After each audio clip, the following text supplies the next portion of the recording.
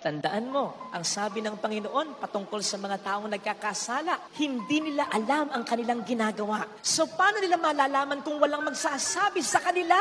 Yes, natatakot ka sa pupwede nilang maging reaksyon. Pero hindi mo na pananagutan o sagutin niyon. Ang sagutin natin ay ang gawin natin kung ano ang pinapagawa sa atin ng Panginoon. Ang paalalahanan yung taong iyon. Bantay tayo ng ating kapwa. Lalong-lalo na kung meron tayong magagawa. Asawa mo yan eh. Anak mo yan eh. Magulang mo yan eh. Nasa pangangalaga, kapatid mo yan eh. Eh ano kung tanggapin niya o hindi? Yung pangaral na binibigay mo, siya na ang magdadala, hindi na ikaw. Pero dadalhin mo, pananagutan mo sa harapan ng Diyos kung wala kang ginawa upang pagsabihan, bawalin yung tao. So you see, kulang kung magpapatawad lang tayo na hindi na natin iisipin paano ko makatutulong sa pagbabago ng taong ito.